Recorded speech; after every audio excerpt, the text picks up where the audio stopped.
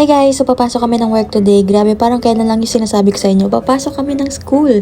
So ngayon, papasok kami pareho ng trabaho. Pag morning, lalo na kung may schedule ako sa office, sumasabay na ako sa kanya. Sinadadaanan naman niya yung office namin papunta sa office nila. So sumasabay na ako para hindi ko na kailangan sumakay ng subway. Pero mula dito sa work ko, parang mga 30 to 40 minutes drive pa siya. So medyo malayo-layo pa rin. Tapos ito naman yung POV niya sa office nila. O diba, ang gara, hindi na lang ako yung nakikita nyo ngayon sa mga videos. Yun pala yung mga hindi ko na-share nung nakaraan. Nakakapag-work na siya ng full-time ngayon after niya nakagraduate, nakuha niya na yung work permit niya ng parang after 30 to 60 days. So ayun, after naman mag-work, pumunta kami ng grocery kasi nabalitaan namin, nakasale na naman yung mga bigas. So kapag nagsisale talaga yung bigas, kumukuha kami niyan. So yun lang naman yung mga nangyari sa araw namin.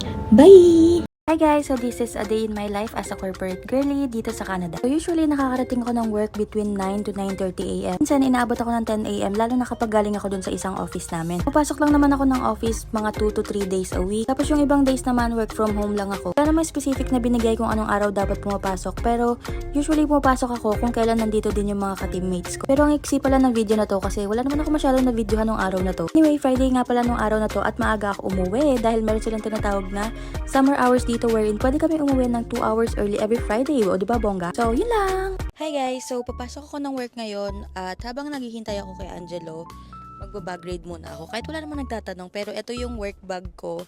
Galing siya sa MK.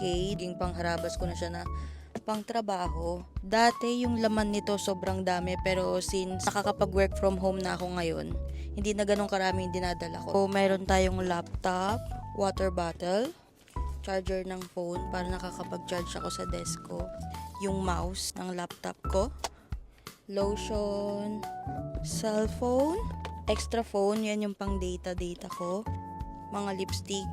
Hala, konti na lang pala yung laman ng bag ko. ID ko sa work. Ito yung ginagamit ko pang tap-tap sa elevator namin. Uy, may cash na ako ngayon. So, ayan, meron tayong $25. Kasi pumunta kami sa Fan Expo, tas nag-withdraw ako dahil pag magpa-picture ka sa artista, kailangan cash ang ibabayad mo dahil hindi sila tumatanggap ng card doon. So, nag-withdraw ako ng cash, tas ito yung natira. Ito na lang yung natira doon sa withdraw ko, $25.